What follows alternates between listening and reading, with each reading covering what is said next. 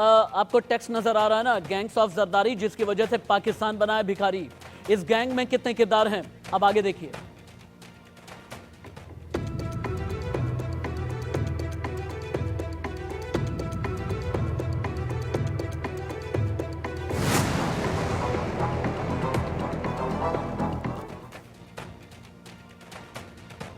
पाकिस्तान में हो क्या रहा है?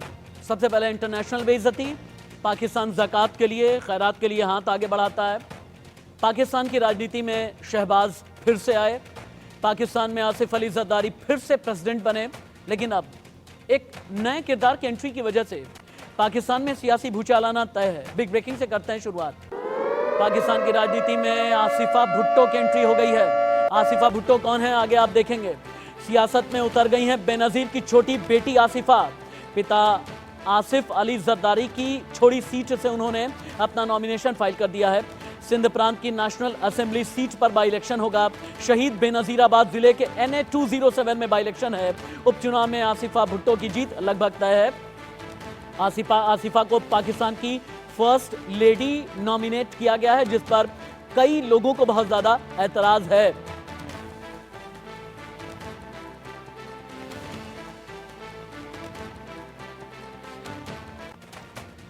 कैप्टन रिटायर्ड यूके देवनाथ मेरे साथ में हैं, संजीव श्रीवास्तव जी हैं, दानिश रिजवी न्यूज रूम से लाइव रिपोर्टिंग कर रहे हैं। सबसे पहले दानिश रिजवी के पास में चलते हैं। सियासत में आसिफा जरदारी, दानिश रिजवी आसिफा जरदारी उतरने वाली हैं। हमें एक बार ये समझाएं कि आसिफा कौन है, आसिफा के सियासत में उतरने की वजह से क्यों सियासी भूचाल आया हुआ है, किसे दिक्कत है। क्या सुनने में आ रहा है कि मरियम नवाज बहुत ज़्यादा परेशान है कि अगर आसिफा का ग्राफ बढ़ा तो उनके लिए आगे आने वाले दिन चैलेंज वाले हो जाएंगे। बिल्कुल, आसिफ अली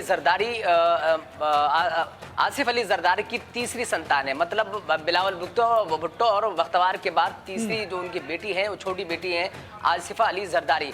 उन्होंने पढ़ाई तो लंदन से की है, लेकिन अब उनके राजनीति में एंट्री के बाद से मरियम नवाज कुछ ज़्यादा ही परेशान नजर आ रही हैं, क्योंकि उनका जो बोलने का लहजा है, जो उनका अंदाज है, वो बेनज़ीर भुट्टो जैसा मिलता है। इस वजह से मरियम नवाज की अब प्रतिद्वंदी मानी जा रही हैं, जिस वजह से अब कहीं ना कहीं पीपी और पीटीआई में पीपीपी में और बिलावल भुट्टो की पार्टी में रोक सकता हूँ। दानिश एक मिनट रोक सकता हूँ। महंगाई की आग में झुलसता जा रहा है पाकिस्तान, और आप लिख करके रख लें कि पाकिस्तानी जनता आगे भी महंगाई की आग में झुलसेगी। स्टेट बैंक ऑफ पाकिस्तान ने प्रमुख ब्याज दर घटाई ही नहीं। SBP ने लगातार छठी बार पॉलिसी में बदलाव नहीं किया। प्रमुख ब्याज दर 22% के रिकॉर्ड उच्च स्तर पर बरकरार है। पाकिस्तान का विदेशी मुद्रा भंडार भी घट गया है। ग्रुप कैप्टन यूके देवनाथ यहां पर आप आ सकते हैं। शहबाज से पाकिस्तान कैसे संभलेगा? शहबाज से पाकिस्तान नहीं संभलेगा, बेड़ा गर्क हो जाएगा। पाकिस्तान को संभालने की जो जिम्मेवारी है वो पाकिस्तान की आर्मी ने अपने कंधे पर ले ली है। पाकिस्तान की आर्मी जानती है कि शहबाज को साइडलाइंस में रखना है और पाकिस्तान पे आर्मी का रूल करना है। इसीलिए वो पीछे से शहबाज को और उसके जो राजनयिक हैं, उसके जो बड़े गवर्नमेंट ऑफिशियल्स हैं, उनको डिक्टेट कराते रहते हैं कि क्या करना है। जैसे आपने बताया कि अभी वहां पर जो इंटरेस्ट रेट है उसमें उनके सेंट्रल बैंक ने कोई कमी नहीं की है। ये तो एक तरीका हो गया इनडायरेक्ट टैक्सेस का, यानी छुपाकर आप जनता से टैक्स की वसूली कर रहे हैं। जब भी कोई कर्ज लेगा बैंक से तो उसको हायर रेट पर उस पर सूद देना पड़ेगा। सबसे बड़ी बात है कि यही चीजें जो हैं वो IMF और वर्ल्ड बैंक जो है पाकिस्तान के ऊपर दबाव डाल के कराना चाहती हैं। IMF ने, वर्ल्ड बैंक ने और तो और एशिया डेवलपमेंट बैंक ने भी पाकिस्तान को बार बार ये कहा है कि उनको अपने यहाँ रेवेन्यू कलेक्शन ज्यादा बढ़ाना पड़ेगा। अपने यहाँ पर जो लोन देते हैं उस लोन के नियमों को ज्यादा कड़ा करना पड़ेगा, ताकि लोगों को आसानी से सस्ते दरों पर लोन ना मिले। यानी पाकिस्तान अब उस रास्ते पे चल पड़ा है जब विदेशी ताकतें ये डिसाइड करेंगी कि पाकिस्तान को कैसे चलाना है। और तो और पाकिस्तान में एक कॉमेडी भी हो रही है। ऐसी खबरें आ रही हैं कि अब जब मरियम को पंजाब सूबे का चीफ मिनिस्टर बना दिया गया है, तो एक सरकारी मीटिंग में वहां पर उनके पिताजी भी थे और नवाज शरीफ भी बैठे थे सरकारी मीटिंग में। और जितने डिसीजन लिए जा रहे थे एडमिनिस्ट्रेशन के बारे में, डेवलपमेंट प्रोजेक्ट के बारे में, फाइनेंशियल एक्सपेंडिचर के बारे में, उसमें फाइनल डिसीजन मीटिंग में नवाज शरीफ ले रहे थे।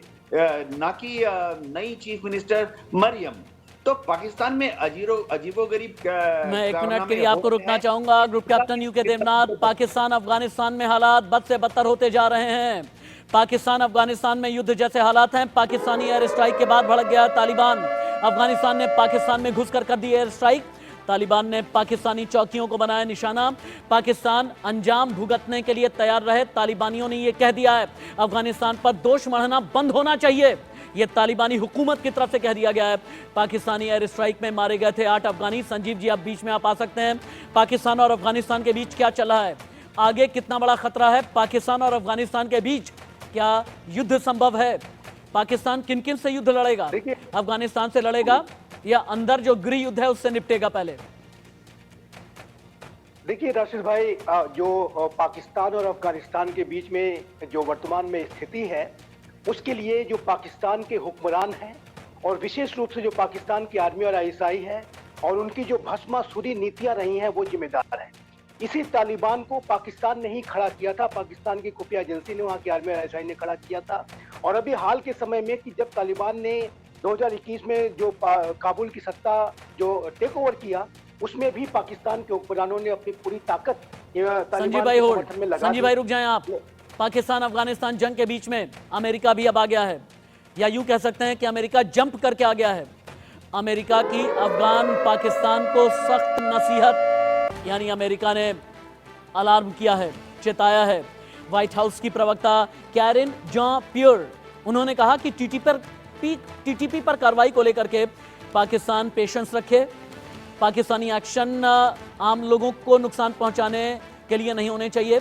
मतभेदों के बावजूद दोनों देश बातचीत करें। दानिश, इस खबर को और डिटेल में बताइए। पाकिस्तान अफगानिस्तान के बीच अमेरिका के कूदने का मतलब क्या है? पाकिस्तान और अफगानिस्तान के बीच इस वक्त लगातार तनाव बढ़ता जा रहा है। जंग अब लड़ने के आसार इससे बढ़ते जा रहे हैं, क्योंकि अगर एक दिन पहले पाकिस्तान ने अफगानिस्तान की सीमा पर अटैक किया था, एयर स्ट्राइक किया था, जिसके जवाब में तालिबान बौखलाया और तालिबान ने जब हमला किया तो उनकी 3 चौकियों को तहस नहस किया। अब इसको लेकर देश और दुनिया में सॉरी दानिश रिजवी, आपको फिर से रुकना पड़ रहा। पाकिस्तान से खबर बहुत तेजी में अपडेट होती चली जा रही है। ये डेवलपिंग स्टोरी है। पाकिस्तान को तालिबान ने दे डाली है खुली धमकी और तालिबान ने कहा पाकिस्तान का अमेरिका जैसा अंजाम करके रहेंगे हम। अमेरिका से 20 साल लड़ने का हमें अनुभव है, इसलिए पाकिस्तान हमें कमतर किसी भी कीमत पर ना आके। ग्रुप कैप्टन यूके देवनाथ, तालिबान अपना बदला लेने के लिए, पाकिस्तान को सबक सिखाने के लिए, अपने आप को साबित करने के लिए, पाकिस्तान को आईना दिखाने के लिए किस हद तक जाएगा? जी हाँ, ये बहुत ही सीरियस डेवलपमेंट है। अगर तालिबान की जो सरकार है काबुल में, वो अगर नाराज हो जाए तो वो पाकिस्तान की स्टेबिलिटी के लिए काफी बड़ा खतरा साबित हो सकती है। ऐसे भी काबुल का एरिया जो है, कंधार का एरिया जो है, उसमें अब अलग अलग जो विघटनकारी तत्व हैं जो कि पाकिस्तान के खिलाफ युद्ध लड़ना चाहते हैं, उनको बढ़ावा मिल रहा है। ये डूरंड लाइन के उस तरफ, अफगानिस्तान की तरफ जो ये आतंकवादी हैं जो कि टीटीपी हैं, या बलूचिस्तान में हम देख सकते हैं बलूच लिबरेशन आर्मी के तत्व हैं, ये सब चाहते हैं कि पाकिस्तान की जो सरकार है उसको डिस्टेबलाइज किया जाए और कम से कम वहां पर ऐसी सरकार को इंस्टॉल किया जाए भविष्य में जो कि उनके धार्मिक मान्यताओं के अनुसार चलती हो। तो पाकिस्तान के लिए बहुत बड़ा स्ट्रेटेजिक खतरा है। इसीलिए अब चीन और अमेरिका सीधा बीच में आ गए हैं और वो पाकिस्तान को नसीहत दे रहे हैं कि वो अफगानिस्तान के साथ अपने रिलेशंस को और खराब ना करे, अफगानिस्तान के ऊपर फौजी हमलों को बंद करे। अमेरिका के दबाव में आकर शायद पाकिस्तान ऐसा करने के लिए मजबूर भी हो जाएगा, क्योंकि पाकिस्तान को मालूम है कि उनके जो अस्त्र शस्त्र हैं, खासतौर से गोला बारूद और स्पेयर पार्ट्स की जो सप्लाई है उनके टैंक तो पर हवाई जहाज के लिए, वो उसकी जो चाबी है वो तो अमेरिका के हाथ में ही है। तो पाकिस्तान बाध्य होगा अब अमेरिका की बात सुनने के लिए और कुछ समय के लिए शांति का माहौल बनाए रखने के लिए एक ढोंग भी करेगा। जी संजीव जी, एक बार मुझे कंपाइल्ड तरीके से बताइए कि पाकिस्तान कितने फ्रंट पर अभी चैलेंज झेल रहा है और क्या इस चैलेंज के पीछे खुद पाकिस्तान के अपने भस्मासुर हैं?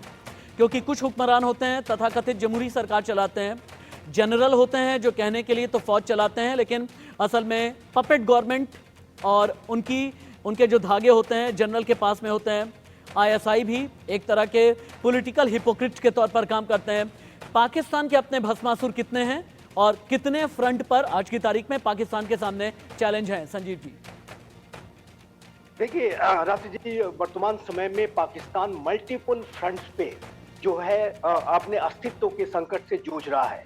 चाहे वो अफगानिस्तान हो, चाहे वो ईरान हो, भारत के साथ तो उसका एक तनाव रहता ही है।